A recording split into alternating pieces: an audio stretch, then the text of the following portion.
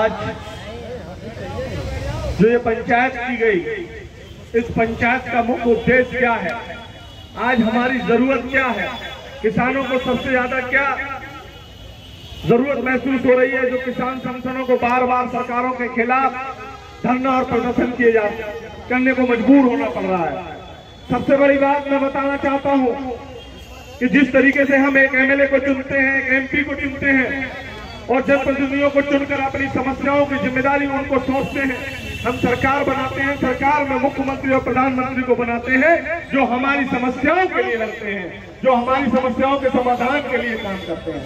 लेकिन ये देश की विडंबना है, ये दुर्भाग्य है हमारा कि आज जो एमएलए एमपी चुनकर जाते हैं वो चुनकर हमें लूटने का काम कर रहे हैं, हमारे खून को चूसने का काम कर रहे हैं।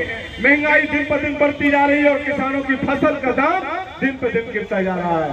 देश की आजादी से लेकर अब तक हर व्यक्ति की आय बढ़ गई 200%, किसानों की आय 19% बढ़ी है। जब सोना 200 रुपए तोला होता था और गेहूं 68 रुपए कुंटल होता था, तब कोई भी नौकरी करना पसंद नहीं करता था, हम खेती करना पसंद करते थे। आज खेत की कीमत और खेती की कीमत और फसल की कीमत लगातार गिर रही है और तमाम तरीके की चीजों पर पैसे बढ़ते जा रहे हैं, महंगाई बढ़ती जा रही है।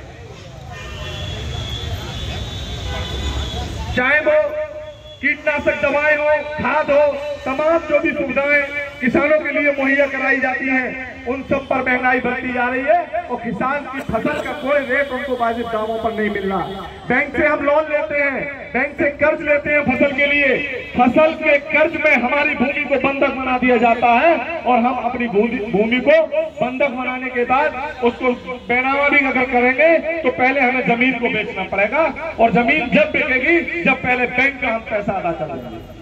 इस तरीके से हमें लूटने का काम किया जा रहा है, फसल बीमा के नाम पर लूटा जा रहा है। आज आपको पता होना चाहिए जिस तरीके से बरसात के मौसमों में फसल का नुकसान होता था तो हमें फसल का मुआवजा मिलता था, हमें सब्सिडी मिल जाती थी।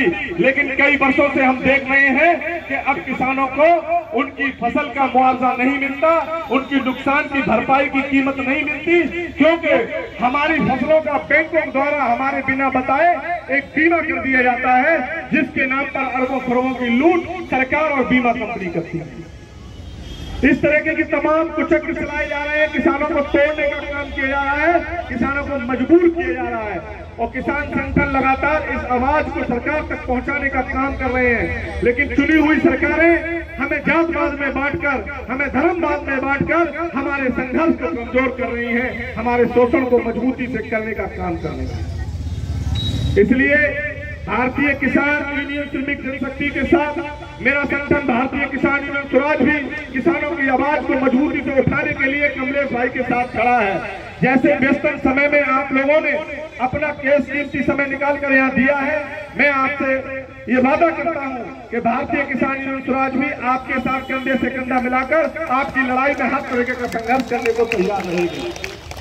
वक्त बहुत है, समय की सीमा जो है निर्धारित है, इसलिए अपनी बारी को विराम देता हूँ। जय जवान जय किसान, एक जोरदार नारों के साथ ऐसी गूंज होनी चाहिए जिससे यहाँ की सरकार और उत्तर प्रदेश सरकार और केंद्र सरकार को महसूस हो कि आज किसानों की पंचायत लखनऊ के मैदान में हो रही है, लखनऊ के प्रांगण में हो रही है। जय जवान जय किसान, जय जवान जय किसान, जय जवान जय किसान, किसान एकता जिंदाबाद जिंदाबाद।